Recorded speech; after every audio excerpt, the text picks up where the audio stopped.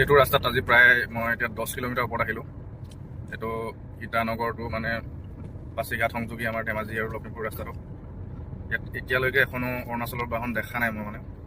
বেলেগ দিনতো বিৰাট খালী খালী যায়।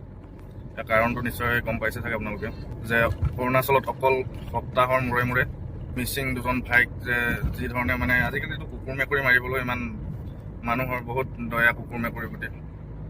কুকুৰ মেকুৰীকো তেনেকৈ নামাৰে মানে। আচলতে সিহঁতি মানে মানুহক মানে যিভাগে খেদি খেদি দা দি মানে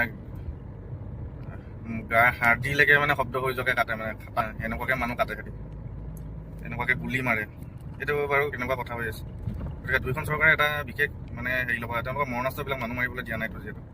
আৰু এই মৰণাস্ত্ৰবোৰ মানুহৰ হাতত কিয় দৰকাৰ হয় আজিৰ দিনত? আগতে বেলেগ কথা আছিলে। সেইটোৰ কাৰণে আজি মই এখন অৰুণাচলৰ গাড়ী দেখা নাই, এখন দেখিলোঁ। জাষ্ট এখন চাগে আছামৰে হ'ব ৰেজিষ্ট্ৰেশ্যন অৰুণাচলত। বিশেষভাৱে আজি পৰিলক্ষিত হোৱা নাই মানে এই ৰাস্তাত।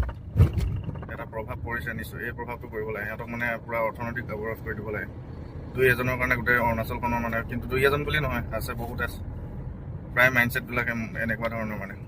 গতিকে এনেকুৱাটো হ'ব নালাগে। গতিকে যি নহয় যি হওক নহওক, মুঠতে এটা জাষ্টিচ লাগে ফাইনেল। দুয়োখন চৰকাৰে মিলি মানে কিবা এটা অতি সোনকালে কৰা দৰকাৰ। নহ'লে মানে কি এনেকৈ কি সদায় মেকুৰী নামাৰে এনেকৈ ধৰণে মানুহ মাৰি থাকিলে হ'ব জানো?